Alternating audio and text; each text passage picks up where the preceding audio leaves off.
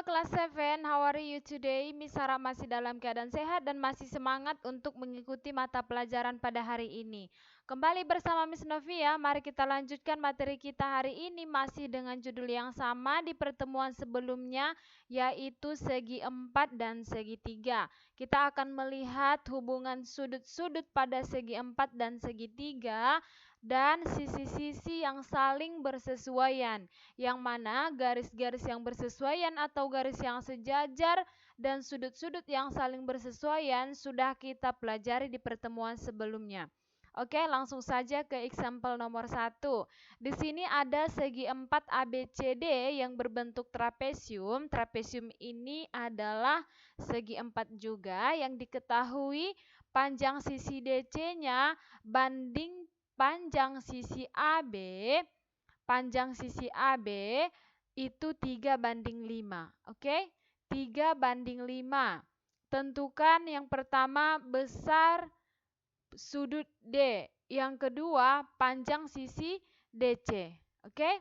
Maka mari kita lihat sudut A ditambah sudut D itu adalah 180 derajat.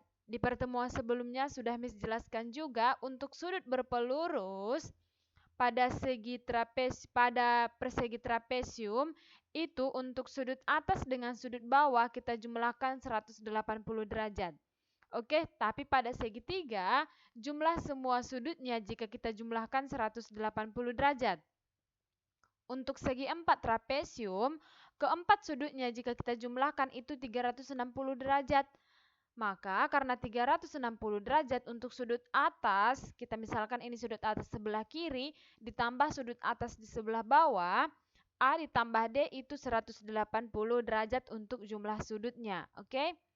Dan sudut atas C dengan sudut atas B juga dijumlahkan hasilnya 180 derajat.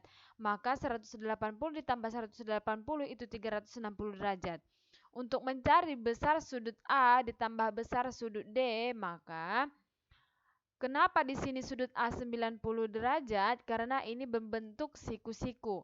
Sudut siku-siku itu nilai sudutnya atau besar sudutnya adalah 90 derajat. Oke? Tambah D. Karena kita mau mencari besar sudut D, yang mana penjumlahan dari dua sudut ini 180 derajat. Sehingga besar sudut D sama dengan 180 derajat dikurang 90 derajat. Karena di sini sudah diketahui 90 derajat, berapa lagi di sudut D ini? Tetapi dengan syarat D ditambah A itu 180 derajat. Maka hasilnya sama dengan 90 derajat. Besar sudut D dengan besar sudut A sama-sama 90 derajat. Paham ya? Oke, sekarang bagian B yang ditanyakan adalah panjang sisi DC. Oke, sebelumnya tadi sudut D berarti 90 derajat. Untuk panjang sisi DC, karena perbandingan DC dengan AB itu adalah 3:5 banding DA ya nak. AD atau DA, ini bukan DC. Karena DC yang mau kita cari. Oke, sehingga DC sama dengan 3:5. 3:5 untuk panjang DA dengan AB. Karena 25/8 itu penyederhanaannya adalah 3:5. Oke? Sehingga untuk mencari besar sudut DC, maka 3/5 dikali 25. Kenapa 25? Karena DC dengan AB itu saling bersesuaian. Oke? Sehingga 3:5 dikali 25 itu sama dengan 15. Jadi panjang sisi atau panjang untuk atas alas dari trapesium ini, panjang sisi DC itu sama dengan 15 cm. Paham ya? Oke, supaya lebih paham lagi, mari ke contoh soal nomor 2. Perhatikan gambar belah ketupat di samping. Belah ketupat banyak sisi-sisinya atau banyak sudutnya itu juga sebanyak 4 persegi. Oke? Yang mana panjang AE di sini sama dengan 6 cm, panjang DE sama dengan 8 cm, dan sudut B itu 70 derajat. Tentukan panjang sisi-sisinya yang belum diketahui. Bagian B, besar sudut-sudutnya. Bagian C, panjang diagonalnya. Panjang diagonalnya yaitu DA dengan AC. Karena di sini ada panjang diagonalnya, maka di dalam belah ketupat ini terdapat 4 segitiga. Maka karena di sini membentuk segitiga, AE itu 6 cm, DE sama dengan 8. Untuk mencari panjang sisi AD, kita menggunakan rumus teorema Pythagoras.